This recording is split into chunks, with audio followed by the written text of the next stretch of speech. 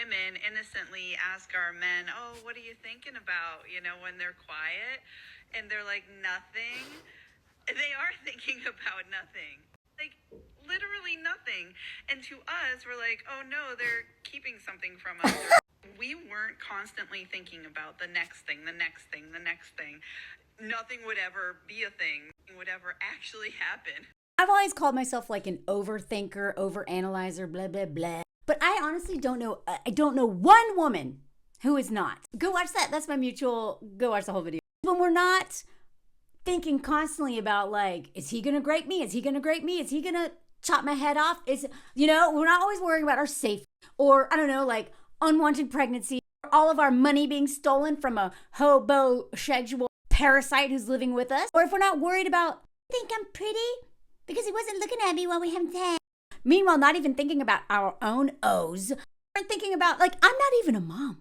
I'm not even a mom. I have no idea what goes on in the brains of moms, but I do know that I have to say things like 5, 6 different times because moms are keeping track of some video game with like 1,500 characters and they know where all of them are all the time and, worrying about when the kid gonna get to summer camp or not like 7 months from now because I know my husband's not thinking about it, worrying about it, doesn't even know their birth date or their eye color. Like, mom is next level of overthinking, worrying, consumed with how to make this world keep going. But without the kid factor, without the married single mom factor, which is way worse than just a single mom, by the way, because you have an extra kid in terms of like neediness. But that kid's also dangerous and can ruin your life and make you feel awful about yourself and ruin your self-esteem and all this other, whatever. But just as a child-free woman, it never stops. And I can blame this on ADHD. And, at one point people thought I was OCD. And also I know a lot of it's rooted in, childhood trauma and codependency and all those things, right? And I can treat all those things. And I have been healing those things and working on those things, right? But at the end of the day, no medicine is going to fix having to worry about everything all the time. And that's assuming that I'm not like, oh my God, I'm ugly, I'm bad, I'm blah, picking myself apart. I've said this before. I think that, we know that men, their insurance is higher. Their car insurance is higher because they are reckless. Oh, wait. You want to go out? Okay, hold on. They're just selfish and reckless and don't care about other people, not thoughtful, self-destructive because they hate themselves, blah, blah, blah. But, but women have an actually really high rate of like fender benders and stuff like that from being distracted. What do you think they're distracted by? Yeah, okay, maybe they're looking at their phone. Why are they looking at their phone? Sure, maybe they're checking their Instagram. But a lot of times it's because some crazy boyfriend of theirs is like, where are you? Where are you? Where are you? Or they're managing the emotions of everyone in their family because they're doing all the emotional labor of all their family members. They're also,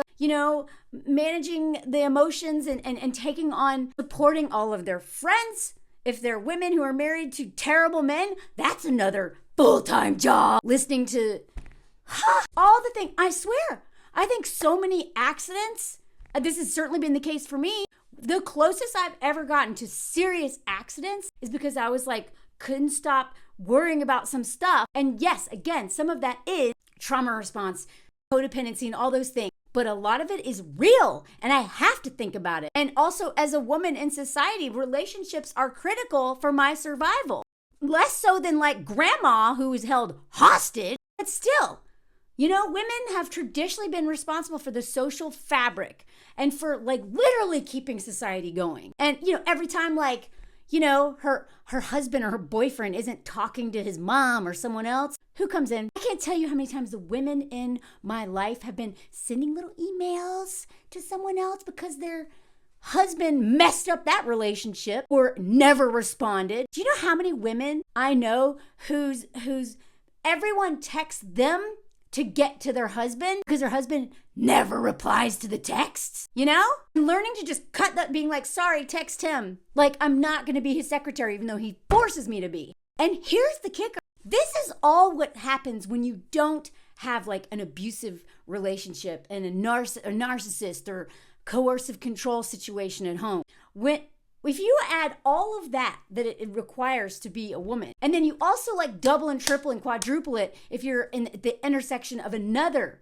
oppressed group, then if you're also living in a home with a man who is also physically, emotionally, or mentally or financially abusive, once you actually get out of that situation, I hope to God you do, that extra time, that peace of not having to respond to the text all the time, right? Or worry or walk on eggshells.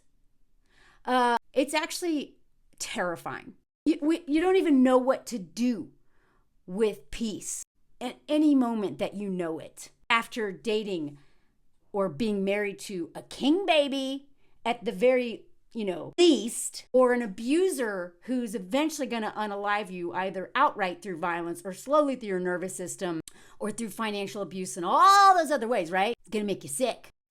Once you don't have to worry about that all the time and you just have to worry about all the other things, those 5 seconds, 10 seconds, maybe a couple minutes where you're not in an active state of like, oh my God, what do I do next? It's like you feel like it feels so lonely, so scary.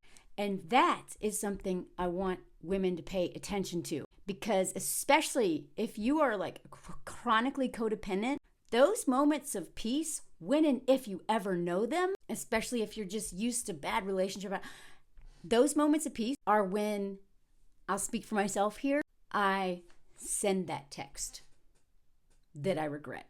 I respond to that person that I knew I should stay away from. I involve myself in fixing something else because I don't know what to do if I'm not in constant survival, fixer, crisis mode, right? And if that's you, then that is actually chronic codependency. If it's not that bad, that seems like that's just being a woman. And I'm not saying that men don't overthink. I'm specifically talking about cishet men who date women and marry women because women take care of all of this for them. We worry about all this for them because they don't do anything. But if those men are also in another marginalized group, oppressed group, right? Then they may have to worry about dying at the hands of the police. I'm not saying that all men just have nothing to think about. The more privilege you have, the less you have to worry about. I can't, as somebody who has dated or hooked up with a lot of men, a lot of white men, I can't tell you how many times I'm like, I wonder what he's thinking about. And it is really, when they say nothing, it really is nothing. Or it's like stats from a stupid baseball game, set list from a widespread panic show 27 years ago. That piece of gear he's really longing for, or another woman he'd rather be forking right now. This, as somebody who is, a creative, and I'm a writer and a storyteller, and this has been my career and my sense of purpose, more or less, for a really long time. One reason why we don't have, besides the systemic problems and the way that men just keep us out, one of the reasons why women don't write as many books as we should and don't create as much as we could. Again, men keeping us out and away from, even having access to being successful is a huge part of it. But one reason why we don't create more art is because we are too busy. And when you are fighting for your life to feed your kids, to stay alive, worrying about this boyfriend who sucks, you're not going to create much. That 1 year that I dated that abusive man, no, it was even less than a year. I didn't write a single word. That's the only time in the last maybe 20 years or however long I've been pursuing this career that I did not write or create something. I was, with him, not one day. Not one day. I had no energy to create anything because I felt like a vampire had literally sucked almost all the blood out of me. I barely had any energy to exercise, and I need extra. I'm narcoleptic, y'all. Without exercise, and I'm ADHD. Without exercise, I am like a Coke bottle shaken up. I'm a mess. I need an outlet. I was so tired from dealing with a man. And then on top of that, being a woman and dealing with everything that comes with that. Men will ruin your creativity. If you get these moments of peace after just so much turbulence, you're given the option to answer that text or to pivot towards creativity and discovering yourself and giving that kid artist in you some time, the latter will change your life.